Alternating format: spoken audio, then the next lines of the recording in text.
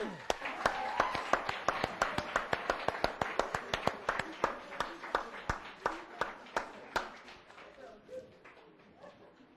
glad I'm not like a regular preacher. Got to come up with something to try to top that.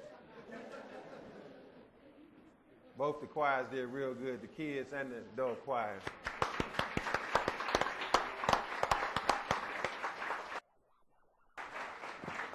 That's why if you've been to some of them regular churches, sometimes the preachers just sit back down.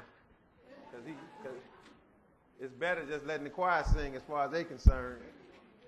Because they get everybody into it. But the only problem there is don't nobody get no understanding when it's over with. I'd like to praise the Most High God of Abraham, Isaac, and Jacob and say peace to everybody that's here in the name of Jesus. To observe the Lord's first day of the Feast of Tabernacles. Also, I want to recognize everybody that's with us. We got people that listen to us all over the country. Matter of fact, we still get a lot of calls asking about our TV program that hasn't been off for about 5 or 6 months. We still get a lot of calls from people regarding that. So I want to acknowledge the people that's with us on the internet and on the line. Like I said, we get people that's listening all over, which is good because that's the goal, to let people hear the word everywhere. And Brother Wayne, he's out in L.A. dealing with the feast out there. And Brother Devin is in Philadelphia, him and his family. We did kind of like a trade this time. We got our Brother Devin went to Philadelphia. We got some Philadelphia members that came, Brother Mike and his family.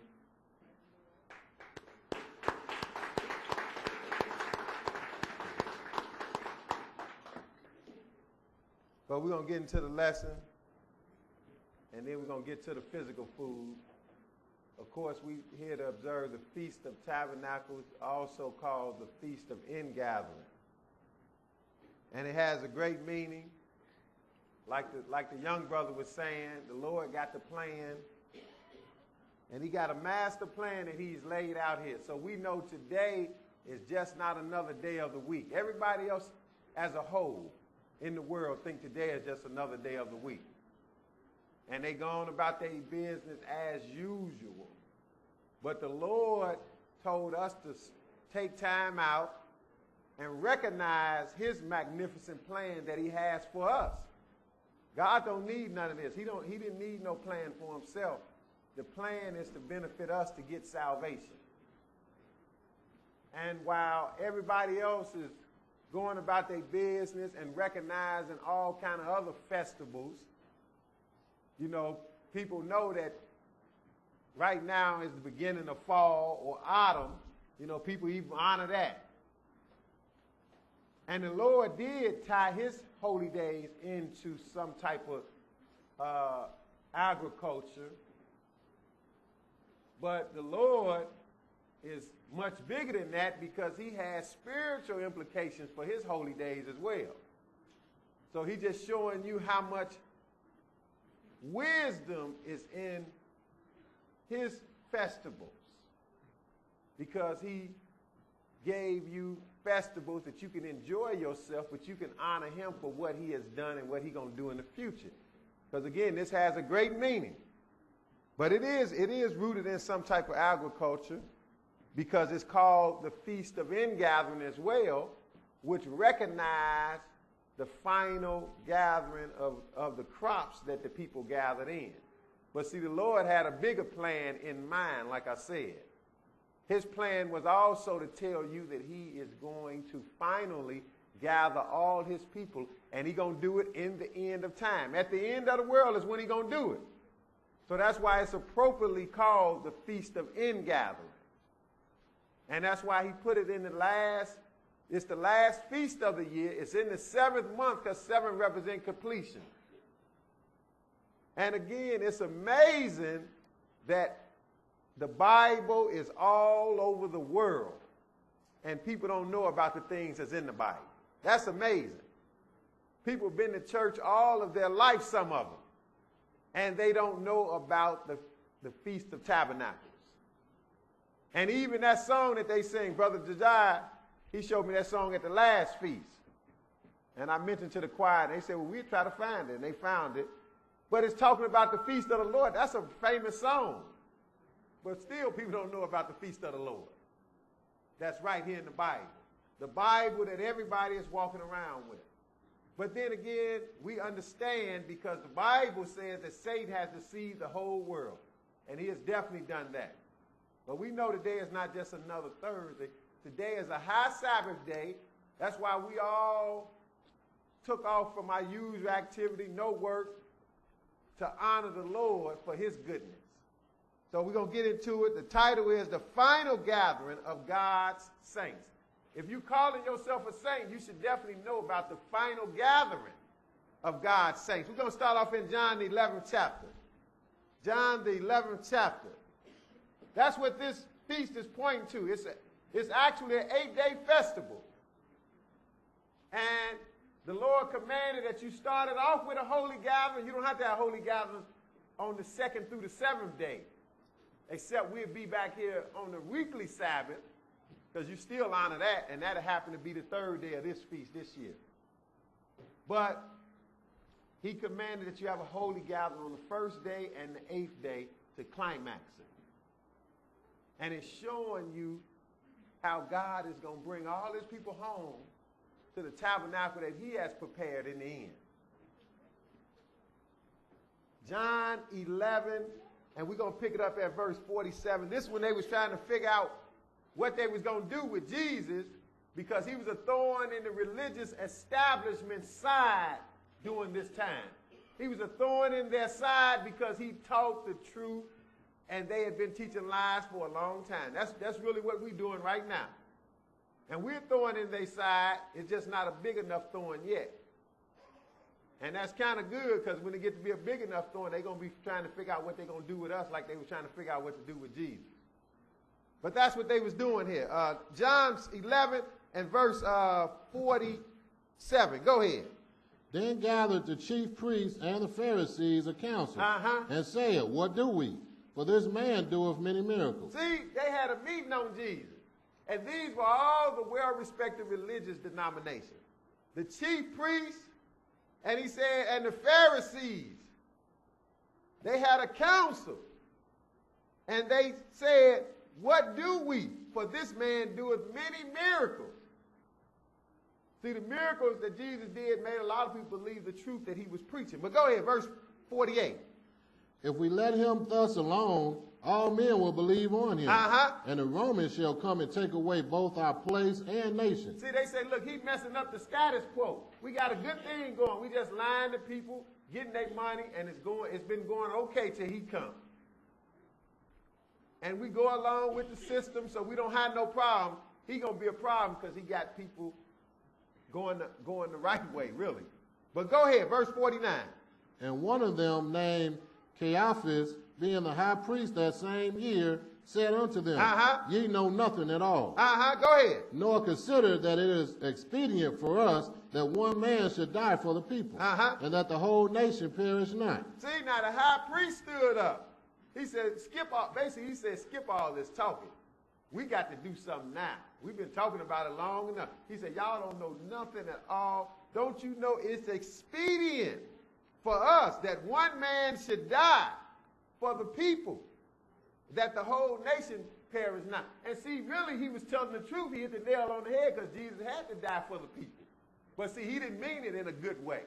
He didn't mean it like, yeah, we need him to die for our sin. He was really saying, look, we got to kill him before he mess our good thing up. That's what he was saying. But he actually said the right thing for the wrong reason.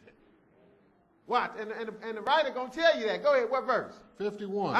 And this spake he not of himself, but being high priest that year, he prophesied that Jesus should die for that nation. See, he didn't know what he was saying.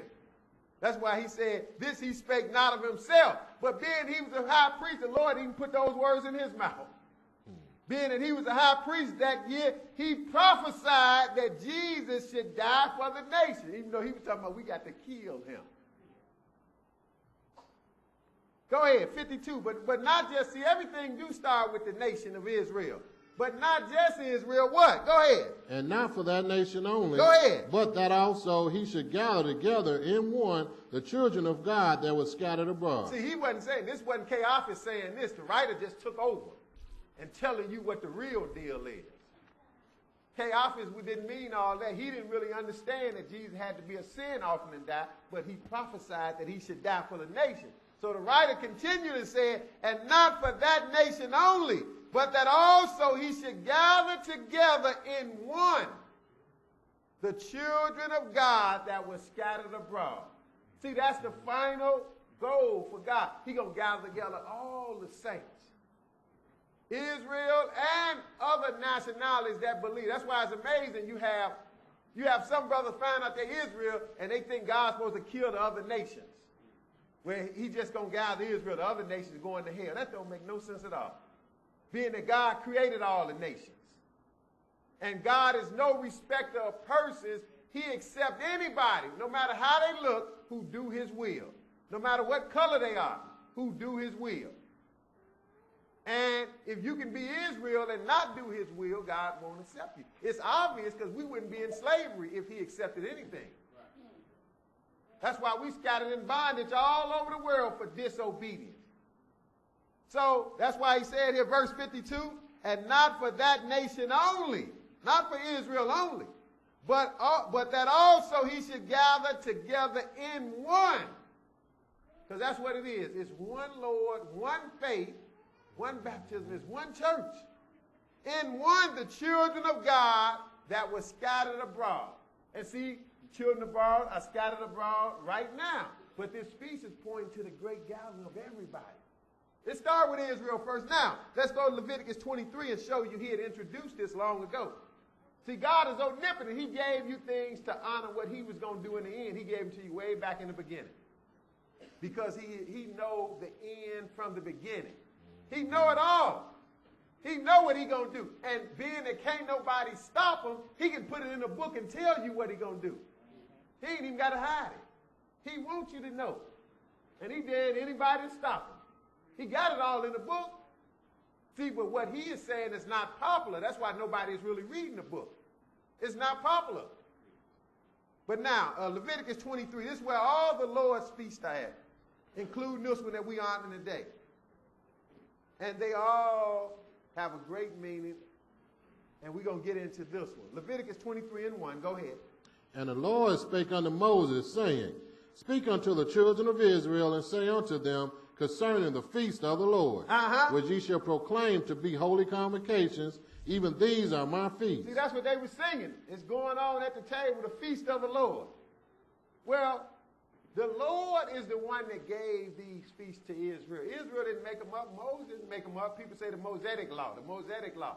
Look, Moses got everything he got from God. This said right here, the Lord told Moses this to tell the people that's concerning the feast of the Lord. The feast of the Lord. Don't let nobody tell you these the feast of the Jews. They don't even know who the Jews are anyway, but the bottom line is these belong to the Lord. And he gave them to the real Israel so it can be promoted to everybody else in the world. We just saw he's going to gather all nations, not just the children of Israel, but all nations that scattered abroad. He's going to gather.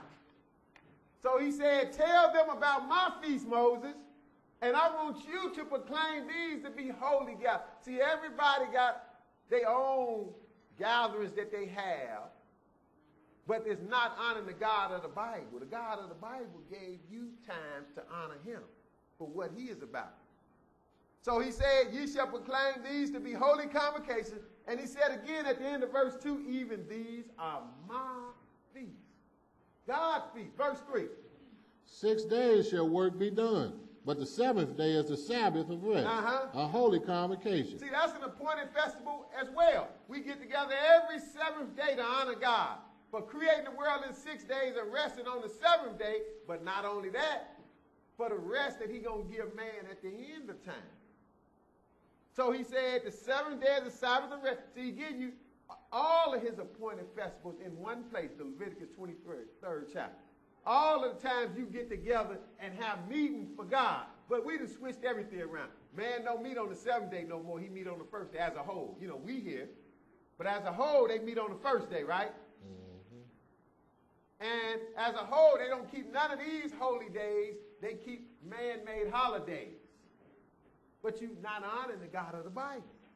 He says the Sabbath of rest, and what else? And holy what? A holy convocation. You having holy convocation on the seventh day. Go ahead. You shall do no work therein. No work on that day. Go ahead. It is the Sabbath of the Lord in all your dwellings. See, they lied again. They said it's the Sabbath of the Jews. And then they came up, they said, well, that's for the Jews, and we got a Christian Sabbath. See, that just stole mud around it where you can't really see clear.